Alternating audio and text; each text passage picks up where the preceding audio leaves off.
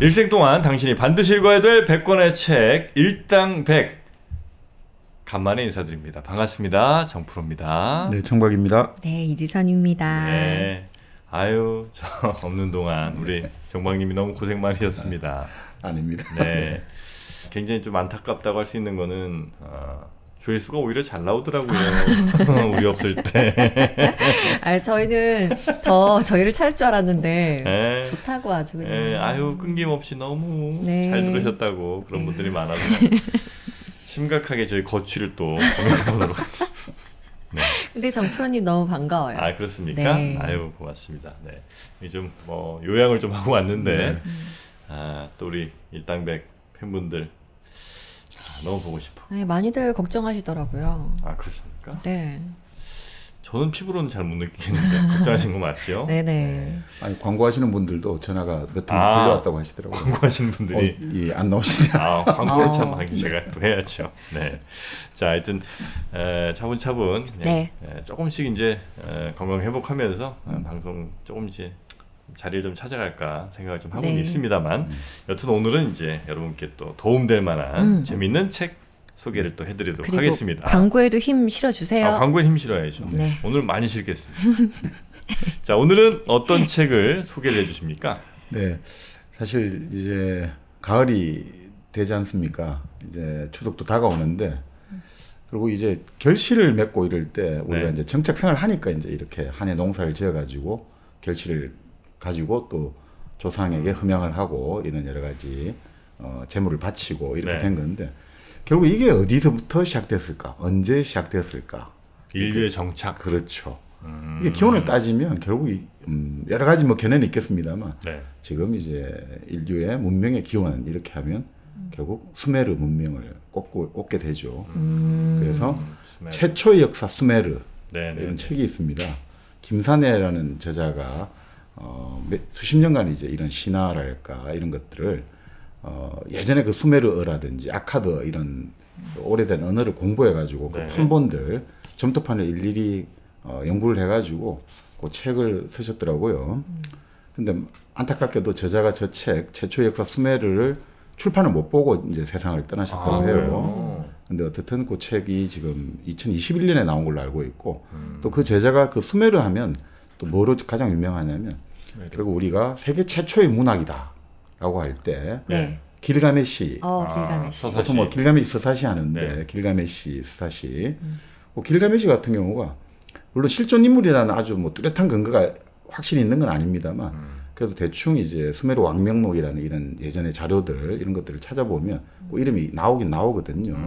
그걸 기준으로 보면 지금부터 거의 한 4,800년 전에 활동을 했고 그래서 그 기록 같은 경우도 이제 길가메시 관련된 게 지금부터 거의 한 4,500년 전 네, 네, 네. 뭐 이때부터 이제 그런 기록들 4,700년 전부터 그 기록은 나오기 시작했고 지금부터 한 3,800년에서 3,500년 사이에 오늘날에 이제 흔히 많이 알고 있는 길가메시 판본, 네. 아카드 판본이 정립됐거든요.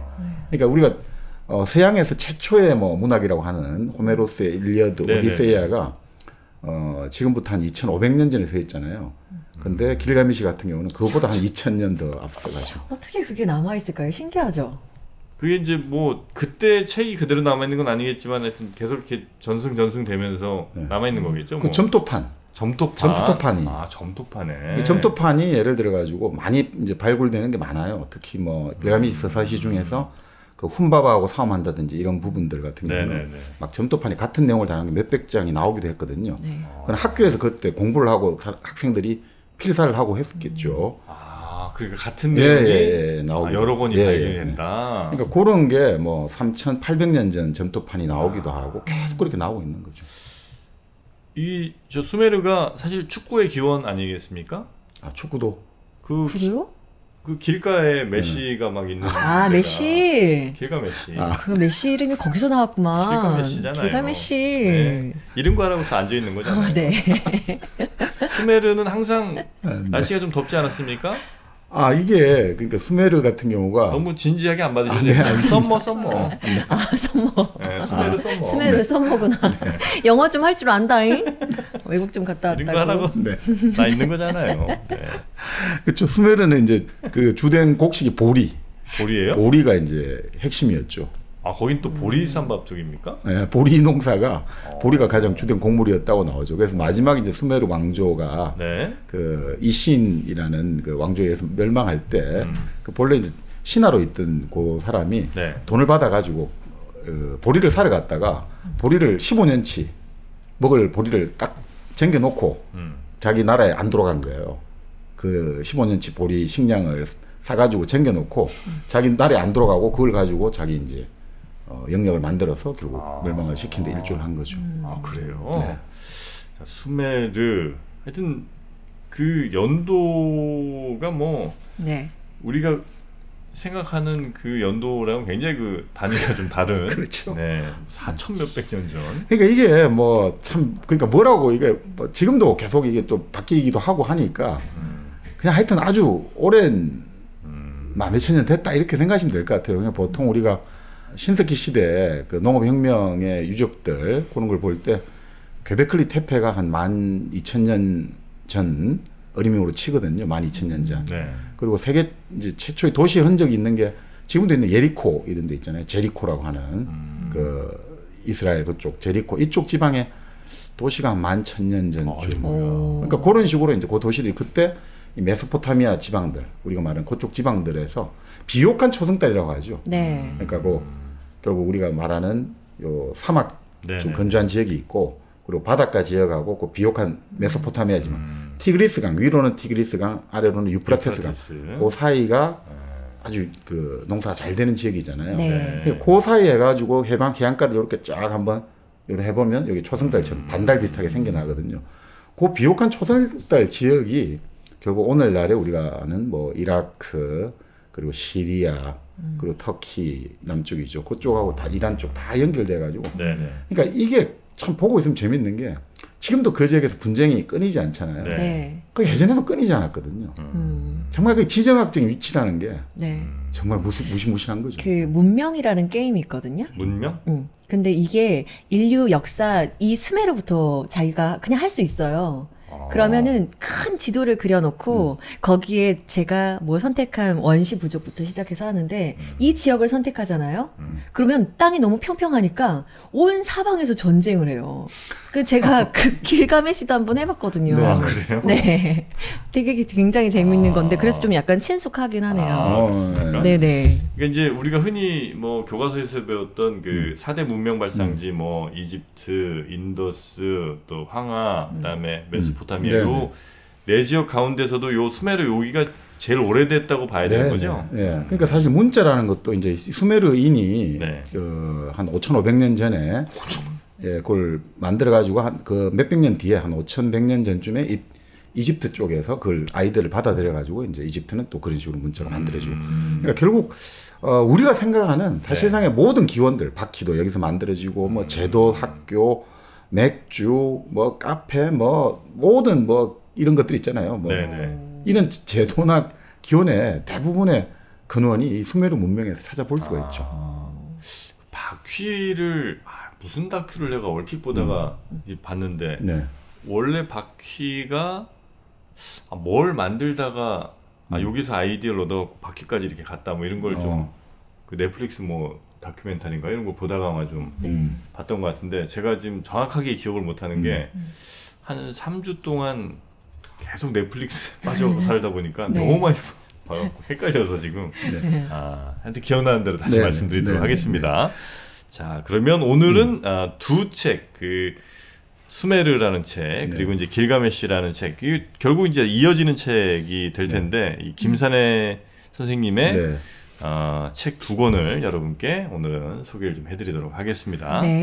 아무래도 이제 길가메시 스사시 이렇게 이야기하다가 이제 길가메시 스사시가 들려주는 게 또 우리에게 아주 심오한 인생에 대한 통찰 이런 걸 들려주니까 좀 이 수메르 역사를 이야기하다가 길가메시를 좀 더 심화하는 방향으로 좋습니다. 이렇게 가도록 하겠습니다. 자, 그러면 먼저 이 수메르 문명에 대해서 좀 우리가 알아야 되는 거죠? 그러니까 수메르가 보통은 지금부터 이제 이 여기서 나오는 이 책에서 다루려고 하는 것은 수메르를 기원전 6,500년 전부터. 그러니까 기원전? 예, 그러니까 막 8,500년, 그러니까 8,500. 왜냐하면 이제 이 수메르 이쪽 그 메소포타미아 지역에 그 현재로서는 이제 최초의 도시가 오우에일리라는 지금도 있는 도시가, 그러니까 도시라기보다 촌락이 있는 거죠. 오우에일리. 여기에 이제 8,500년 전 흔적들이 나와요. 그때 8,500년 전에 거기서 이제 뭐라고 할까 보리와 밀농사 짓고 한 흔적들이 나오거든요. 그러니까 근데 문제는 그래서 한 8,500년을 잡고 있습니다만 좀 더 이게 더 올라갈 수가 있다고 봐요. 왜냐하면 그 지역에 오우에일리 지금 그 유프라테스 강가에 있는 오우에일리 지역에 그 이제 여러 층들이 있을 거지 않습니까? 살았다가 이제 무너지고 또 그 위에 이제 황폐되면 다시 또 지금 최초의 주거지층 이런 것들이 지하 수면 아래에 있어가지고 아직 지금 발굴이 안 되고 있다는 거예요. 심지어 발굴이 안 된 것도 있다고요? 네, 그러면 최소한 8,500년 전부터는 여기 촌락을 짓고 살았다는 거죠. 파내는 거에 따라서는 더 뭐 만년 이렇게 더 넘어갈 오래 수도 될 있고 가능성이 높죠. 현재까지 발견된 걸로는 한 8,500년 전 정도. 그러니까 이 유프라테스 강이 이제 결국은 우리가 말하는 수메르인들에 있어가지고 물론 이제 메소포타미아 하면 두 강 사이의 땅이라는 소리죠. 그 그리스 사람들이 그렇게 불렀는데. 메소포타미아. 예, 두 강 사이의 땅 지역이다 이건데 티그리스가 있고 위로는 티그리스, 아래로는 유프라테스가 있어요. 그 이 시기에 몇천 년 전만 해도 강들이 따로따로 흘러가지고 페르시아만으로 들어갔는데 지금은 이제 변화가 많이 되어가지고 해안선들이 지금 많이 또 밑으로 밀려나고 해서 지금은 두 강이 이렇게 가다가 그 만나요. 그 샤트 알 아람 강이라고 이제 이름을 해가 그 강이 나중에 하나가 돼갖고 페르시아만으로 틀어 들어가거든요. 근데 여기서 보통 이제 수메르인들에 있어가지고 우리가 말하는 우르크라든지 우르 이런 지역들은 대부분 이제 유프라테스 강 요렇게 남쪽 하류 쪽 그러니까 그 메소포타미아 지역이라 하더라도 남부 쪽이 아무래도 좀 더 중심이 될 수 있다 이렇게 땅이 더 훨씬 좋았죠. 그렇죠. 그러니까 바로 뭐 나중에 또 말씀드리겠습니다만 그래서 이제 에덴이라고 하잖아요. 구약 성경에 나온 에덴. 바로 에덴이라는 지명이 여기서 나온 거예요. 이 바로 지금 말씀드린 라가시에라는 도시국가하고 움마라는 도시국가 사이에서 그 에덴 지역을 둘러싸고 끊임없이 한 200여 년간 전쟁을 하거든요. 그 전쟁사가 그 에덴 벌판을 차지하기 위한 전쟁이에요. 거기가 워낙 이제 비옥하니까 황금 벌판이란 말이에요. 워낙 비옥한. 거기가 이제 지상 낙원처럼 그렇게 나중에 성경에서 우리가 지금 왜 이제 수메르 이 문명이랄까 이런 여러 가지 고대 수메르어라든지 아카드어 이렇게 지금 이런 발굴들이 많이 19세기에 이루어졌냐면 그 당시 이제 유럽 사람들이 이렇게 생각했죠. 성경이 최고의 고문서고 최고의 역사라고 생각했잖아요. 그 성경은 예전에 뭐 옛날 이제 지명이랄까 인명이 많이 나오지 않습니까? 그 성경의 진리성을 담보하기 위해서 19세기에 대대적으로 발굴 작업을 보낸 거예요. 영국, 프랑스에서. 근데 문제는 그 19세기 중반에 1872년에 그 조지 스미스라는 젊은이가 이제 영국에서 발표를 한 거예요. 바로 길가메시를 발표했거든요. 이게 우리가 성경에 나온 대홍수 있죠. 노아의 대홍수. 그래서 이게 제일 오래된 줄 알았더니 이 길가메시라는 이 그 점토판 해독을 해보니까 노아의 대홍수하고 똑같다는 거예요. 내용이. 이름만 노아가 아니라 우트나피시팀이지 그 내용이 정말 똑같다는 거죠. 신들이 인간이 도저히 이것들이 금방 돼서 안 되겠고 해서 인간을 다 몰살시키기로 했는데 한 명을 살려준다. 딱 똑같죠. 그 한 명을 살려주는데 뭐 배를 만들어라. 가로와 뭐 너비와 가로 세로가 똑같은 배를 만들고 배 위에는 지붕을 만들어라. 이런 식으로 만들어가고 방주를 만든 다음에 홍수와 폭우가 쏟아졌고 그래서 모든 이 지상이 다 물에 잠겼고 그 다음에 이제 배가 산에 걸려가지고 비가 그친 다음에 성경에서는 이제 비둘기가 마지막에 날려보내고 안 돌아오는 걸로 나오잖아요. 뭐 까마귀를 처음 보내고 비둘기가 마지막이었나? 근데 여기서는 비둘기를 먼저 날려보냈는데 비둘기는 돌아와요. 마지막에 까마귀를 돌려보냈는데 까마귀가 안 돌아오더라. 이렇게 나오거든요. 그거 빼고 다 똑같은 거예요. 그러니까 이게 뭐야 된 거죠. 아니 우리가 성경에 최고의 역사성을 담보하려고 보냈더니 이 성경을 어떻게 보면 이 성경의 역사성을 뿌리째 흔드는 일들이 일어난 거죠. 사실은 우리가 이제 성경의 창세기 부분들도 요즘 많은 연구에 따르면 그 바빌론 유수라 해가지고 유태 사람들이 끌려갔잖아요. 그 바빌론 유수에 있으면서 이런 수메르의 그 홍수 신화라든지 여러 가지를 접하면서 이 창세기가 베레시트가 그때 만들어졌다고 보거든요. 그전에는 없었어요, 이게. 자꾸 지금 우리가 이제 너무 성경 저 자체라고 하지만 아니 근데 성경이라는 것도 분명히 역사적으로는 지금 대체로 그 히브리어로 쓰여진 석판들이 한 3,000년 전부터 쓰여졌다고 하지만 근데 이건 분명히 나오고 있잖아요. 지금 4,000년 전에 쓰여진 석판들이 나오고 있는데 무조건 그걸 부정한다고 해서 되는 문제는 아닌 것 같고 시간 선차적으로 보면 그 영향을 주고받은 거는 분명한 사실 아니냐 이렇게 이제 볼 수가 있는 거죠. 그러니까 그렇게 이제 사실 참 성경의 그걸 권위를 내세우기 위해 갔다가 오히려 이제 성경의 권위가 흔들리게 되는 이렇게 이제 된 거죠. 그러니까 사실 아브람 그러니까 결국은 모든 그 열방의 시조라고 하는 아브람이 우르 출신으로 나오잖아요, 성경에서. 바로 이 수메르의 우르라는 지역이었죠. 근데 이 우르에서 아브라함이 결국 이제 하란을 거쳐가지고 가나안 땅으로 들어가지 않습니까? 그게 지금 성경을 따져보면 보통 한 4,100년 전쯤으로 지금 여겨져요. 네. 4,100년에 아브라함이 우르에 있다가 하나님이 그 말씀을 듣고 결국 이제 떠나라 해가지고 월경을 하는 거지 않습니까? 자기 다시는 고향을 가지 않고 떠나가지고 그 당시 근데 바로 직진을 할 수가 없단 말이에요. 가나안 땅으로 사막을. 그래서 저 위쪽으로 해서 하란으로 갔다가 하란에서 가나안 땅 들어가지 않습니까?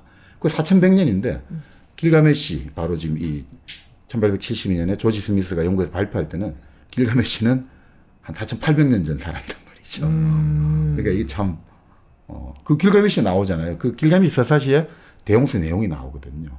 그러니까 이게 막 사람들이 이건 뭐가 됐는데 그 이후로 이제 계속해서 유물을 발굴하다 보니까 결국 수메르 왕명록이라는 그런 여러 가지 이제 일종의 점토판 문서들이 발굴되기 시작한 거죠. 네. 그래서 보니까 이 수메르가 왕조 역사들이 나오거든요. 에리두라는 지역의 왕조, 에리두 왕조부터 해서 그 다음에 슈루파쿠 쭉 가다가 슈루파쿠 왕조가 있었는데 이 슈루파쿠 왕조 때 대홍수가 난 거죠. 그러니까 대홍수가 이해가 가는 게 우리가 저 하류로 올수록 메소포타미아지만 하류로 올수록 이 지천이 엄청 많거든요. 지류들이.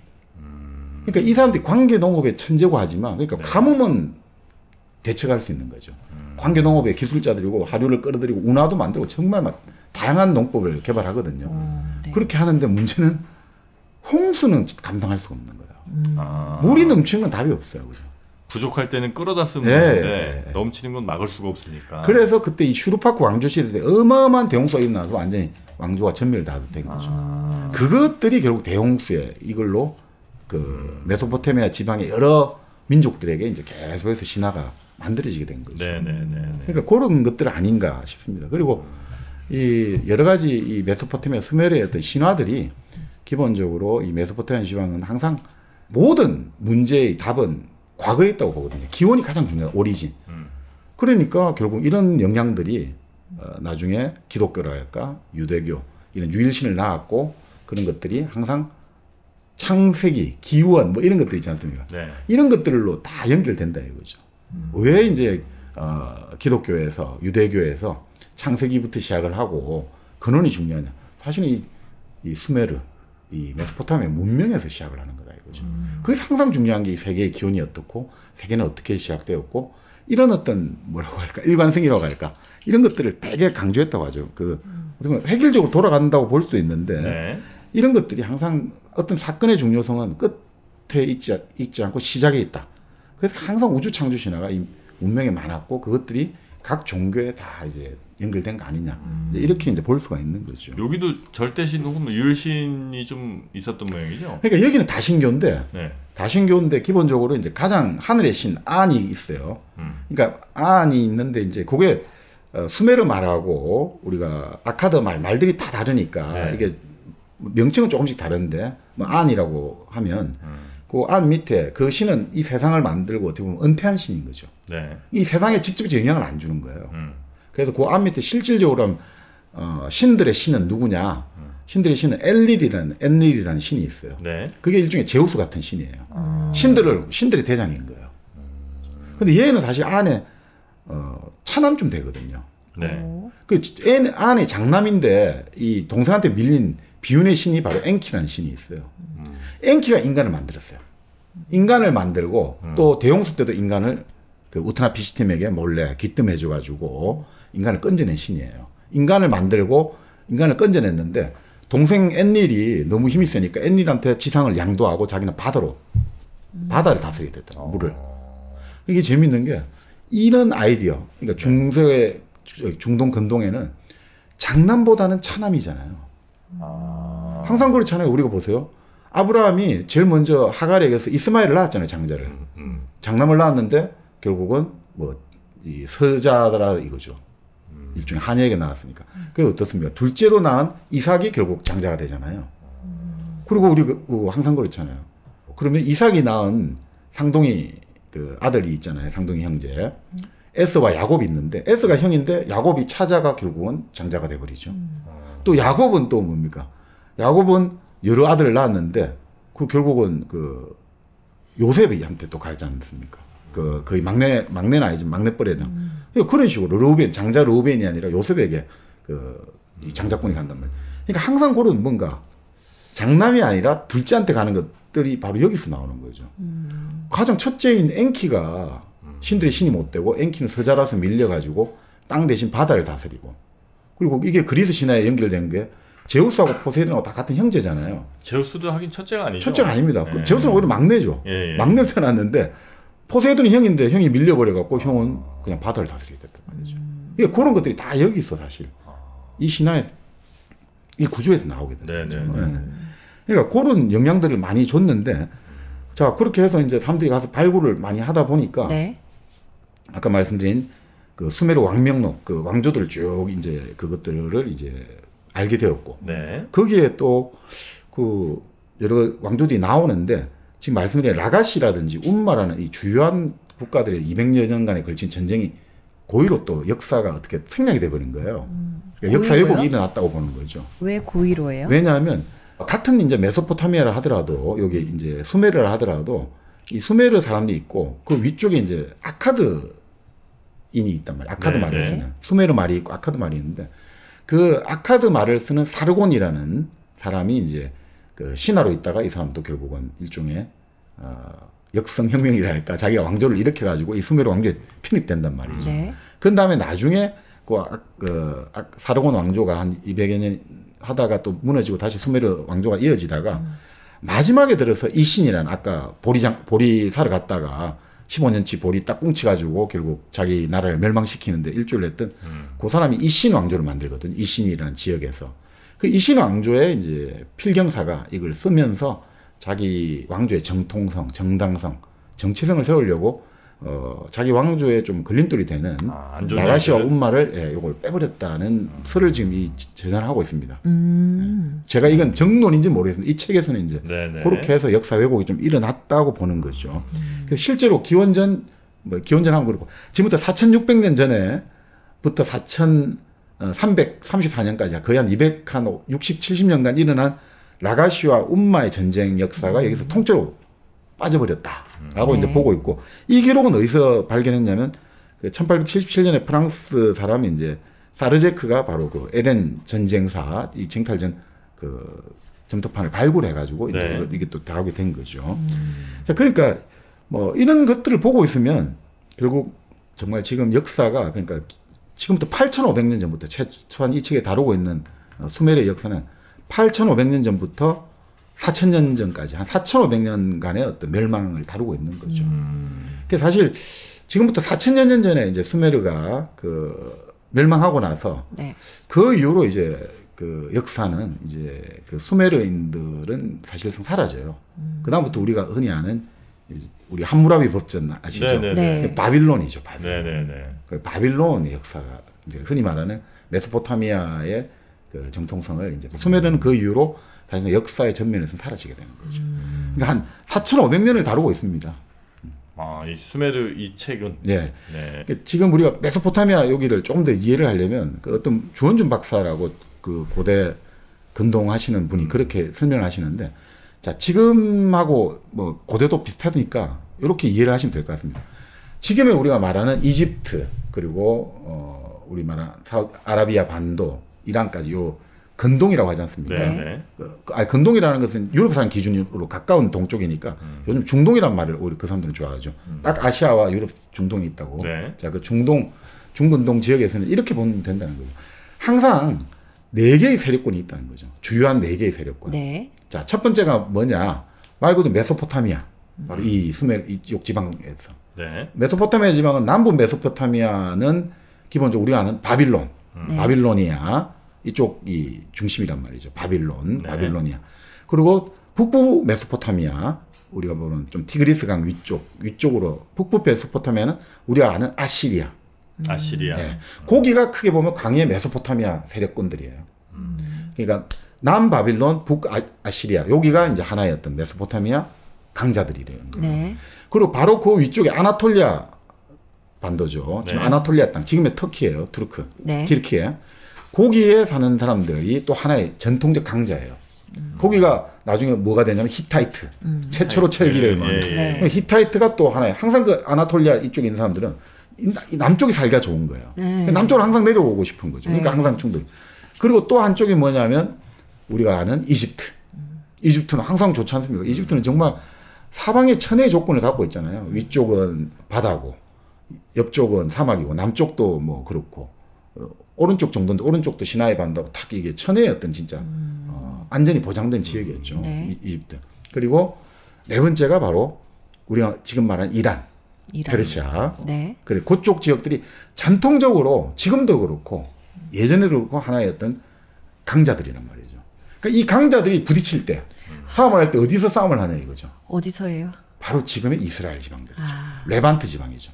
지금의 이스라엘, 레바논, 팔레스타인 이 지역에서 항상 싸움 붙는 거예요.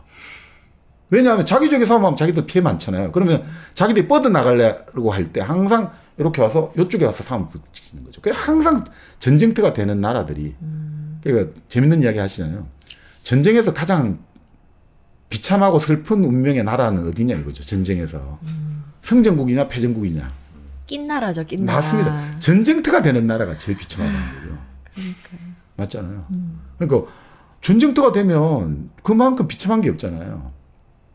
왜냐하면 그러니까 우리가 서부 전쟁은 이상 없다 해서 1차 세계대전 때 독일이 졌는데도 왜 또 2차 세계대전 일으키고 왜 이 사람들은 1차 세계대전의 패배를 못 받아들이느냐. 전쟁터가 자기 땅이 아니었거든요. 전쟁터가 독일 전쟁에서 전쟁이 안 일어났어요. 대부분 아시잖아요. 그 프랑스하고 이쪽에서 일어나니까. 네. 그 우리 서부 전쟁 이상 없다에 나오지만 그 주인공이 고향에 휴가 얻어가 가면 사람들이 전부 전투적이잖아요. 더 싸움 잘하고 있지. 우리 전쟁 잘하고 있지. 실감을 못 하는 거죠. 자기 나라에서 전쟁이. 그 일본도 마찬가지였잖아요. 자기 나라에서 전쟁을 안 일어보니까 맨날 싸움 좋아하는 거지 않습니까? 가볍게 보고 가볍게 보는 거죠, 전쟁을. 그러니까 그런 것 같아요.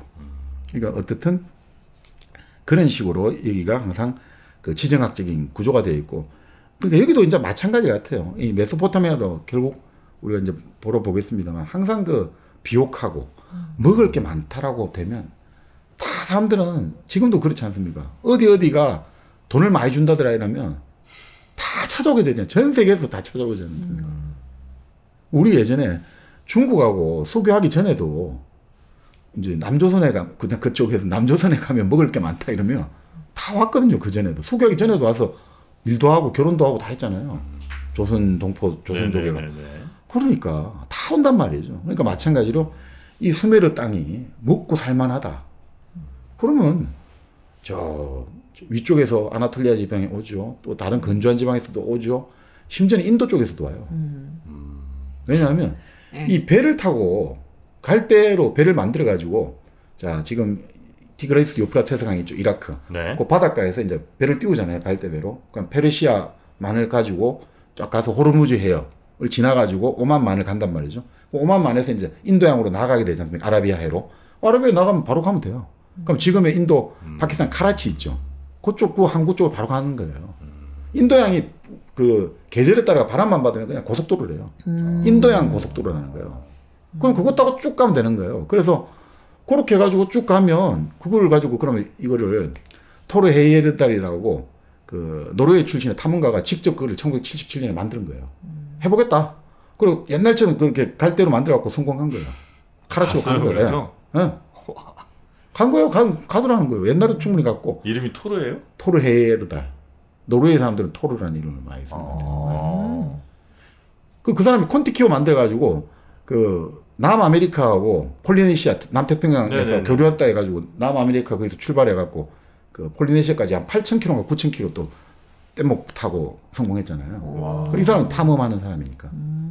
그래서 그 사람은 고갈하다가 뭐 나중에 또 다른 거 여러 가지 탐마했습니다만 그렇게 인도까지 가니까 인도에서도 사람들이 몰려오고 또 이집트하고는 어떻게 교류하냐면 아까 말씀드린 대로 이렇게 초승달 지역으로 갈 수 있습니다만 그렇게 안 가고 똑같이 이렇게 배를 타고 나와가지고 인도양에서 이렇게 아라비아에 홍해로 들어가는 거예요. 네. 인도양에서 이렇게 나와가지고 홍해로 들어가가지고 홍해에서 이제 그 홍해로 타고 들어가면 바로 이제 나일강 쪽 이집트로 들어가는 거죠. 그렇게 교류를 한 거예요. 그래서 이제 남예멘이죠. 남예멘에 소코트라 섬이라고 유명한 섬이 있거든요. 그 섬이 항상 그 인도양에 배를 타고 다니는 그 상인들, 선원들의 중간 정착지예요. 거기 동굴이 발견된, 동굴에 보면 있잖아요. 동굴에 몇천 년 동안의 낙서가 다 있는 거예요. 몇천 년 전 사람, 어떤 사람은 여기 쓴 거 있고, 몇백 뒤에 쓴 게 있고, 그 쫙 그게 지금 나와 있어요. 지워지지도 그러니까, 않고. 그냥 몇천 년간.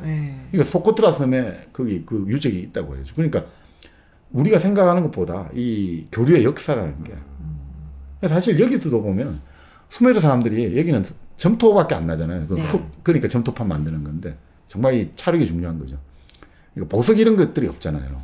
보석이 참 중요하지 않습니까? 신들에게 바쳐야 되니까. 네. 청금석이라는 보석이 있어요. 천금석? 청금석이라고. 청금석. 풀을 청자, 금금자. 라피스인가? 뭐 이렇게 말하는데 영어로 아주 이게 귀한 그 보석이거든요. 근데 그게 그때 지금 뭐 세계 몇 곳에 나긴 납니다만 그 예전에 고대에는 나던 지역이 아프가니스탄 한 곳에서만 났다고 하죠. 근데 그게 이 5, 6천 년 전에도 그게 여기서 발견되거든요. 그러면 그 아프가니스탄 나던 청금석이 여기까지 교역이 됐다는 소리죠. 그러니까 이런 거 보고 있으면 우리가 생각하는 것보다 이 교역 사람들이 물건을 서로 교환하고 있는 역사는 어마어마하게 오래되는 거죠. 먹을 것이 풍부하고 하면 어떻게든 사람들은 오게 되겠다. 그렇죠. 그러니까 제가 요번에 이제 우리 저기 정프로님 또 그 쉬시는 김에 저도 시골을 잠시 갔다 왔는데 그 시골에 후배 이제 그 집을 갔다 왔거든요. 근데 거기 보면 이제 풀들 많이 있고 이러면 이게 뱀도 안 오냐 물어봤거든요. 그러니까 그런 이야기를 하는 거예요. 그 뱀 오고 이러면 우리가 흔히 뭐 그런 거 있지 않습니까? 여러 가지 약재를 뿌린다든지 뭐 이런 거 뿌리면 그 백반 이런 거 뿌리면 낫지 않느냐 물어봤거든요. 그런 거 아무 소용이 없다는 거예요. 뱀은 무조건 풀이 길면 찾아온다는 거예요. 아무리 뭘 뿌려놔도. 네. 왜냐하면 풀이 길면 거기 개구리가 와서 이제 알을 놓고 개구리가 찾아오기 때문에 먹을 것을 위해서는 아무리 시련이 있고 고난이 있어도 어떻게든 찾아온다는 거예요. 그래서 풀을 짧게 깎아 놓으면 절대 이제 뱀이 먹을 게 없기 때문에 안 온다는 거예요. 그래서 사람들이 뭔가 내 이익과 뭔가 생존을 위해서는 어떻게든 길을 만들어내는 게 인간이다. 짐승인 거죠, 사실. 그래서 요즘에 우리나라에 참 되게 많이들 오시나 봐요. 많이들 오시나요? 아니 우리나라에 뭐 먹을 게 있다고? 소선당 한우. 와야죠. 네. 소선당 한우가 있는데 안 오실 수가 없죠. 한우가 최고죠. 2+ 한우를 맛보실 수 있는 소선당 한우. 9월 5일부터 지금 3주 동안 소선당 추석 선물 세트를 할인 판매하고 있습니다. 네, 그래서 원하는 날짜 배송도 가능하니까 지금 빨리 선물하실 곳이라든지 아니면 또 집에 가는데 빈손으로 가긴 좀 그렇지 않습니까? 이거 미리미리 준비해야 된다고요. 미리미리 해야죠. 네. 소선당 한우로 맛있는 2+ 한우를 한번 집에 한번 사갖고 가시면 이제 아들을 보는 딸을 보는 눈이 부모님의 눈이 달라지실 겁니다. 이번 추석에 혼자 보내시나요? 이번 추석이요? 네. 혼자일지 아닐지는 가봐야 알겠는걸요. 소선당 한우 드실 거죠? 네, 소선당 한우와 함께 가겠습니다. 네. 자, 네이버에서 소선당 한우 검색하시면 되겠고요. 혹시 대량으로 이렇게 뭐 선물 뭐 회사 같은 데서는 또 주문하실 수 있잖아요. 네, 그럴 때는 010-8232-8780 010-8232-8780번으로 이렇게 전화 주셔서 또 대량 주문은 해주셔도 감사하겠습니다. 네. 자, 그러면 이제 그 수메르 본격적으로 이야기를 이제 본격적이군요. 지금까지 약간 30분 넘게 얘기를 했는데 이제 본격적으로 들어갑니다. 뭐 개통적으로 세우면 금방 끝나니까요. 네. 자, 지금부터 8,500년 전에 유프라테스 강가, 지금 이라크 남부죠. 그 오엘이라고 아까 말씀드린 데서 이제 결국은 흔적이 지금 나타나는 거죠. 수메르 문명의 흔적이. 그러니까 유프라테스 강을 푸른 강이라고 불러요. 뭐 유럽에도 도나우강, 푸른 다뉴브강 하는데 유프라테스 강 자체도 이제 푸른빛이 감돈다고 하죠, 강물이. 이 유프라테스 강의 가장 큰 특산물은 뭐냐? 아까 말씀하신 대추야자죠. 대추야자. 네. 그러니까 저는 몰랐더니 대추야자가 150년 동안 30m까지 자란대요. 그 진짜 큰 나무죠. 그리고 이 나무가 거의 100년 가까이 열매를 계속 산출해 주는 거예요. 근데 열매를 보통 이제 한 나무에 한 1000개가 열린대요, 대추가. 근데 보통 2개만 먹어도 배가 든든해진대요. 네, 2개만 먹어도. 대추야자가 뭐죠? 그러니까 우리 왜 대추 있잖아요. 네. 걔보다 아마 그 부피로 따지면 한 10배쯤 큰 것 같아요, 느낌이. 네. 예, 거의 약간 작은 사과만한 네. 정도 사이즈로 이제 대추가 열려요. 네. 제가 볼 땐 대추인데 근데 걔를 이제 이렇게 말리면 애가 진짜 너무 달아요, 사실. 왜 이렇게 달아도 되나 싶을 정도로 달아요. 그래서 그거 이렇게 아마 이 중동 쪽에서는 뭐 간식 같은 걸로 많이 아마 먹는 것 같은데. 그러니까 여기서는 대추야자의 용도가 1년 365일 날 수만큼 많다고 하죠. 뭐로 만들어 먹냐면 시럽으로도 만들어 먹고 알코올로 담글 수도 있고 식초도 할 수 있고 샐러드도 할 수 있고 요 대추나무 가지고 바구니를 짤 수도 있고 밧줄을 만들 수도 있고 접시를 할 수도 있고 연료로 쓸 수도 있고 가축 사료도 쓸 수 있고 용도가 무궁무진하고 단 한 가지 못하는 거 건축 자재로는 적합하지 않아요. 나무가? 그 나무가 건축 자재로는 적합하잖아요. 근데 그것만 빼고는 정말 완벽한 진짜 이 자원인 거죠. 네. 그래서 이게 어떻게 보면 생명의 나무고 어떻게 보면 부활과 승리를 상징한다 이거죠. 네. 그래서 원래 여기 이제 수메르 에덴 아까 말씀드린 들판에 있는 그 나무가 대추야자 나무다 이거죠. 그래서 그 히브리의 성서에 나오는 종려수가 이제 이런 것들을 상징한 거 아니냐 이제 이렇게 보기도 합니다. 네.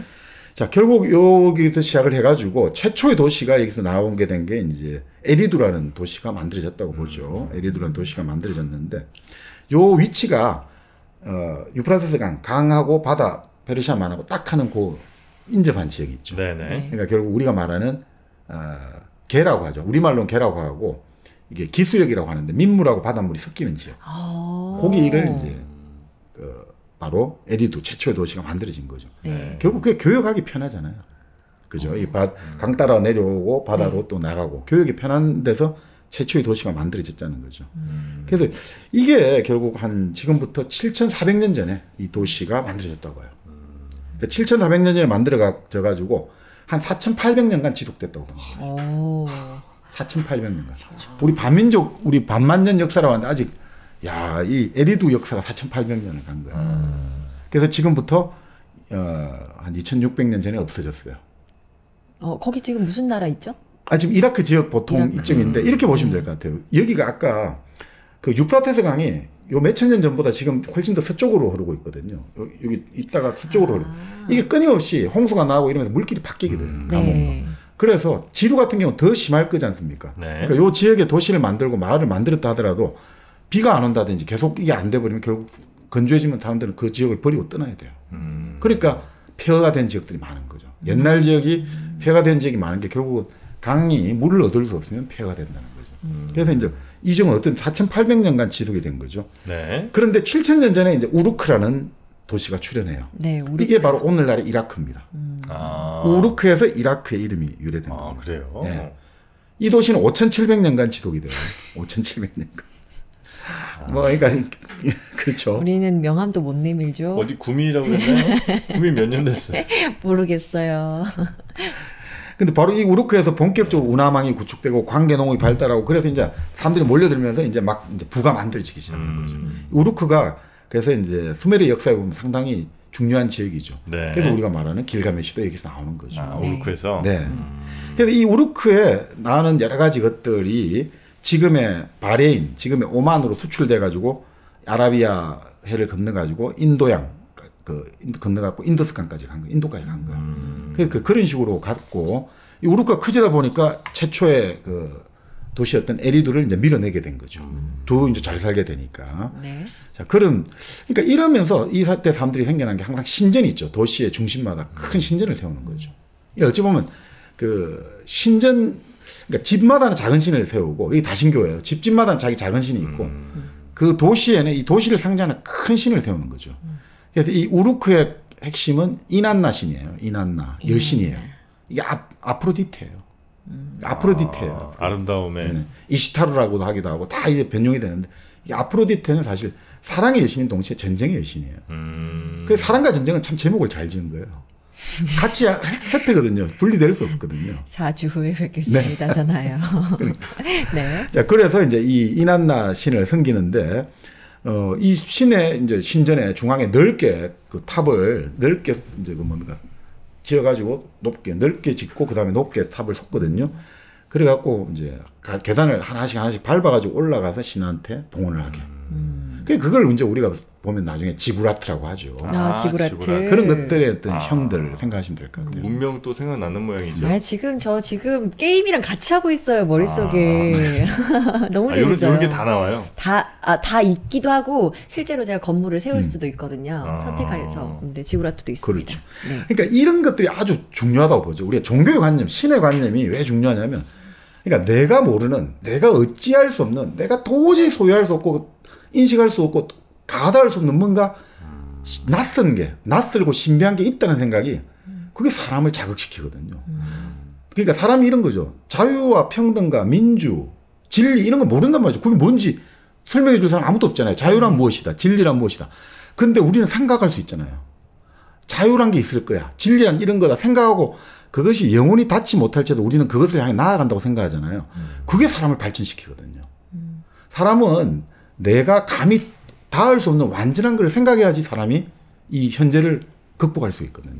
바로 여기서 이게 나타난 것 같아요. 제가 생각에는. 신의 관념이 출현한다는 거는 결국 사람이 이 현세의 동물의 관점에서 인간으로 이게 도약하는 가장 중요한 관점이 지금 똑같은 너와 나가 아니라 뭔가 모르는 뭔가가 있다고 생각하면 눈에 보이지 않지만 뭔가 낯설고 뭐 어찌할 수 없는 뭔가 있다 생각하는 게 사람을 이 뭐라고 할까? 뭔가 그러니까 지금을 초월하게 만들어준다는 거죠. 단순하게 현재에 만족하는 게 아니라 뭔가가 있다, 초월할 수 있다 이런 것들이 결국 사람을 인간답게 만들어주는 거 아니에요. 그래서 우리 좋아하시는 알베르 까미도 그런 이야기했죠. 왜 세계 전쟁이 유럽에서 1차 세계대전, 2차 세계대전 일어났느냐? 최근 한 200년간 우리가 초월의 개념을 추방해버렸다는 거예요. 초월의 관념을 추방하면서 전쟁이 일어났다는 거죠. 사람이 우리 합리성, 현실 이것만 가지고 살다 보니까 결국은 우리가 전쟁으로 귀결할 수밖에 없었다는 거죠. 초월 관념을 우리 인간의 삶에서 추방하면 생겨나는 것은 전쟁밖에 없다는 거죠. 죽고 죽인 전쟁밖에 없다는 거죠. 그래서 뭐 그런 것들하고 좀 이런 생각들이 들기도 합니다. 자, 근데 결국 이렇게 마을과 인구 규모가 커지니까 뭐 다 몰려오는 거예요. 서쪽에 있는 유목민. 유목민들도 얼마나 참 건조한 그 기후에서 풀 따라 돌아다니기 힘든데 남쪽에 가면 여기 가면 먹을 게 천지라더라. 몰려오게 되고 북부의 농민들도 남부 땅이 막 진짜 비옥하다더라. 또 몰려오게 되고 그러니까 인도에서도 몰려오고 자 그리고 사람들이 몰려오니까 이 문제는 이제 경작지를 감당이 안 돼요. 경작지를 개간을 해야 되는데 늪지를 여기 남부 땅은 천지는 건단 말이죠. 점토 그러니까 늪지 아니면 이제 경작지인데 늪지를 개간을 해야 되는데 늪지 개간하기엔 너무 힘들단 말이죠. 자 그런데 이제 이 수메르 사람들이 아주 머리가 이제 발명의 대가들이죠. 뭘 만들어냈느냐? 이제 괭이를 만들어내기 시작했어요. 괭이를 가지고 기역자 괭이를 만들어갖고 땅을 개간하는데 유리하잖아요. 그리고 땅을 파기가 수월해야지. 일단 땅을 잘 파야지 우리가 농사 잘 되잖아요. 괭이 다음에 그다음 곡괭이를 만들고 곡괭이는 우리가 막 십자로 생각하시면 돼요. 그죠? 날 있고 십자로 해갖고 하면 더 이제 힘을 주게 좋죠. 그걸 만들고 그 다음에는 어떠냐? 결국은 소를 이용한 쟁기질을 도입하게 된 거죠. 그러니까 그때 그림에도 나와요. 쟁기질하면서 파종을 동시에 해요. 거기에 지금 그 기계들을 하고 똑같아요. 쟁기하면서 파종이 동시에 쫙쫙 해요. 그러니까 그렇게 하니까 이 효율성이 또 확 올라가는 거죠. 그러니까 이때 바퀴 달린 수레를 발명했다고 보는 거예요. 수확량이 늘어나는데 이걸 이동하기 힘들잖아요. 그러니까 어떻게 해야 되느냐? 이제 손으로 미는 손수레 하다가 안 되겠다. 뭐 이제 바퀴 달린 이제 짐수레를 발명하기 시작했고 소한테 이제 끌기 시작하는 거죠. 그러니까 이제 곡물이 넘쳐나는 거죠. 이러면서 이제 계속해서 발전이 되는 거죠. 이 당시에 전차도 있었거든요. 전쟁하고 싸움할 때. 이때 근데 여기는 아직 말이 안 들어와가지고 뭘 가지고 이 마차라기보다 그 수레를 개? 개는 좀 아니다. 염소. 당나귀. 당나귀. 당나귀 전차입니다. 그때는. 당나귀 가지고 딱 타고 싸움하고 그랬죠. 그럼 조금 느렸겠네요. 그때 당시는 그 동네에서는 제일 빨랐겠죠. 그렇죠. 근데 여기서 소가 이제 중요해지니까 나중에 길가메시 다시도 그렇습니다만 이 사자보다 있잖아요. 소를 더 최고의 동물로 쳐요. 가장 용맹의 상징이 소란 말이죠. 소? 황소. 용맹은 조금 이상하다, 그죠? 근데 저 스페인에 무슨 저 투우나 뭐 이런 걸 보더라도 뭐 그게 있고 또 전 세계 아마 신들이 이제 여러 곳에 있는데 그 신들의 최고 신들이 약간 소로 이렇게 비유되는 경우가 많죠. 제우스도 소로 변장해가지고 저는 인간 여인. 우리나라의 그 눈 큰 황소만 생각해서 그런가 보다. 이때 소선당 광고했어야 되는데. 네네. 우리 소는 너무 착하죠. 네. 근데 그런 약간 뿔 달린. 우리 예전에 그 크레타 섬에 그 미노타우루스. 얼마나 무시무시하게 사람을 잡아먹고. 그러니까 소라는 것이 이 수메르 쪽 사람들에게는 소가 엄청난 용맹의 상징이었대요. 그래서 이제 소를 제압한다는 것이 최고 용사다. 이렇게도 보여졌다는 거죠. 네네. 자, 이렇게 이제 농산물이 남아 도니까 이제 물물관이 아니죠. 거래를 해야 되니까 이제 결국 어떻습니까? 외국에서 이제 물건을 들여오고 내보내야 되니까 빨리 교역을 해야지 돈을 더 잘 벌고 효율성이 생길 거 아닙니까? 그래서 어떻게 하느냐? 바람을 이용해야 되니까. 바람을 이용해야 되잖아요. 네. 자연물을 결국 가지고 자연의 에너지를 인간의 이제 인위적인 노력을 통해서 그 에너지를 이제 인간이 제어하게 된 거죠. 그래서 이제 돛칠단 범선을 활용하시겠다. 네네. 그래서 페르시아만에서 그래가지고 출발해가지고 바로 여기서 바레인 그쪽 딜문이라는 지금 그 항구죠. 거기 거쳐가지고 정말 이제 인도까지 쫙 이렇게 이제 정말 국제 교역이 이때 시작이 된 거죠. 근데 남쪽 이 지역은 수메르 쪽엔 아까 말씀드린 점토가 많으니까 나무가 모자라단 말이죠. 그 아까 말씀드린 대추야자는 건축용으로는 적합한 목재가 아니기 때문에 그러니까 이 사람들이 뭘 파냐? 아까 말씀드린 보리, 밀, 대추야자, 소금 이런 걸 팔고 금은 구리, 청금석 이런 거를 수입을 하기 시작하는 거죠. 네네. 그래서 이제 이런 이제 그 교육이 활발해지게 되고 그다음에 한 5,000년 정도에 이제 청동을 만들게 됐어요. 북쪽에서 들어온 구리하고 이란 쪽, 엘람 쪽에 들어온 주석으로 청동을 이제 합금하기 시작된 거죠. 그래서 이제 구리하고 주석으로 청동을 만들고 그래서 제일 이제 또 여기서 발전 중에 하나가 인구가 늘어나니까 제일 중요한 게 뭡니까? 인구가 늘어나면 뭐가 중요합니까? 인구 늘어나면 꽃이? 아니면 일단 뭐 식량도 당연히 좀 그러니까 중요하고 식량을 먹어야 되잖아요, 그죠? 네. 밥그릇이 중요하잖아요. 밥그릇을 만들어야 되잖아요. 네. 그래서 물레가 나온 거죠. 우리 진흙 가지고 물레 돌려갖고 그걸 만들잖아요. 뭐 옹기 비슷한 거 손물레.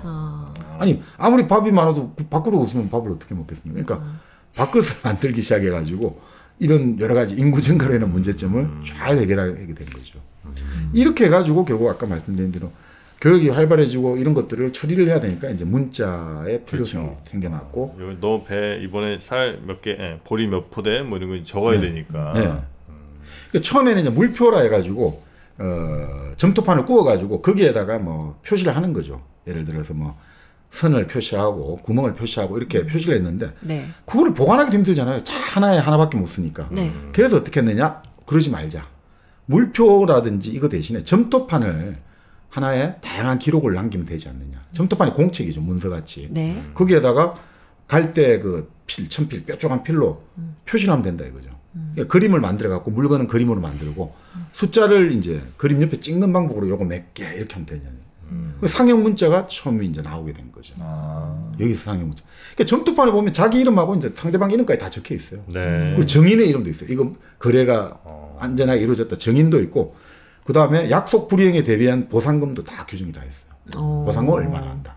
그 다음에 재밌는 게 이것을 뭐 이행하지 않고 훔쳐가고 있는 신의 저주도 적혀 있어요. 신의 저주를 받으리라. 그리고 점토판에 인장. 우리가 말하는 도장을 굴러서 찍는 거예요. 그러니까 그 인장이 보면 진짜 기가 막혀요. 모양이 기가 달라요? 그리고 인장에 이걸 굴려야 되잖아요. 점토판에. 그 이제 인장 주머니라고 해야 될까? 우리 잡는 주머니는 보석으로. 완전히 진짜 그 금은 보화로 딱 장식을 해가지고 요걸 딱 하니까 그런 거 있잖아요. 착 굴리면 이제 쫙 나오지 않습니까? 자기의 정체성이 확인되잖아요. 이건 나다라는 것들. 그러니까 그런 것들. 자기의 소유물도 지키고 자기의 정신적인 정체성도 보여주고 이런 것들이 이제 원통형 인장이 등장하기 시작되는 거죠. 참 뭐 결혼세약서, 부동산 계약서, 세금 납부서, 회계장부 다 있었죠. 그게 다 인장을 써. 이야. 그때 결혼서에서는 뭐 썼을래나. 그러니까 여기 어떤 문서를 보면요. 그러니까 내가 공사를 하고 있는데 이 공사 현장에 이 공사 감독에게 맥주를 거의 한 2년간 13만 리터를 공급했다라는 뭐 그런 그 점토판 문서도 있어요. 맥주를 얼마 보냈다. 이런 거 막 다 나와요. 모든 경제 문서, 회계 문서가 다 있어요. 계속 발굴되고 있어요. 참 그 신기하죠. 진짜 신기하네요. 그러니까 그렇게 해서 그것들이 결국 나중에 이제 말하는 이제 그렇게 쓰다가 이제 그 글자를 이렇게 쓰다가 글자를 이렇게 90도 반시계 방향으로 회전을 시켜갖고 글자를 쓰더라고요. 산자를 이렇게 쓰다가 산 이렇게 쓰다가 갑자기 이렇게가 산 90도로 딱 이렇게 해가지고 그게 더 쓰기가 편했대요. 이렇게 하면서. 네. 그런 다음에 이제 결국 어떻게 하면 거기서부터 해가지고 이제 왼쪽에서 오른쪽으로 쓰기 시작했다는 거예요. 지금 우리 왼쪽에서 오른쪽 쓰잖아요. 네. 그 처음에는 위에서 아래로 쓰다가 왼쪽에서 오른쪽 쓰기 시작했고, 그 다음에 결국 나중에 이제 그 색이 있지 않습니까? 색으로 이렇게 그거 하는 게 더 편하다 해가지고 결국 이제 서령 문자로 우리 흔히 말하는 그 지금 보면 뾰족뾰족하게 이제 글자들 나오지 않습니까? 네. 색으로 찍어가지고 찍어 눌러가지고 그렇게 썼다고 이제 보통 지금 보고 있죠. 찍어 눌러가지고 글을 썼던 거죠. 그러니까 이게 결국 문자가 쓰여지면서 이제 역사 시대로 진입을 했다고 보는 거죠. 보통 우리가 역사 시대라고 말할 때는 이제 문자 기록이 나기 시작한 시대를 역사를 하는데, 네. 그럼 한 5,500년 전부터 이제 역사 시대가 시작이 되었고, 그러면서 이제 아까 말씀드린 이 수메르 도시 국가들 사이에 경쟁이 이제 더 격화가 되는 거죠. 도시들 사이에 경쟁이 격화가 되었고, 그러면서 이제 아까 말씀드린 여러 이제 왕조들이 지역 도시를 중심으로 생겨났다가 우리가 이제 봐야 되는 게 바로 대홍수 이후에 여러 왕조를 거쳤다가 등장한 이제 우루크에서 왕조가 열리기 시작하거든요. 그 우루크의 5대 왕이 바로 길가메시입니다. 길가메시 이야기를 이제 드디어 해야겠죠. 네. 메시, 길가메시가 나오는 거네. 야, 수메르란 어찌 보면 이제 하여튼 그 굉장히 네. 인간이 그때 당시 돌아다니면서 찾은 굉장히 비옥한 곳이 있었고 거기에 이제 사람들이 하나둘 모여들게 되고 그러다 이제 점점 더 많이 모이는 사람들이 이제 어떤 뭐 도시 같은 걸 좀 형성을 하게 되고 네. 그 사람들 먹여 살리려면 이제 또 농지를 개간을 네. 해갖고 또 엄청난 많은 수산물들을 걸어내고 그걸 또 뭐 정리하거나 나눠주거나 뭐 등등해서 이제 문자도 나오고 수레바퀴도 나오고 예. 이런 인류 발전에 있어서 어쨌든 이제 여기 기록을 했으니까 역사 시대라고 네. 치고 역사 시대 최 선봉에 있는 네. 데가 이제 수메르다. 그렇습니다. 네. 그리고 그 수메르의 또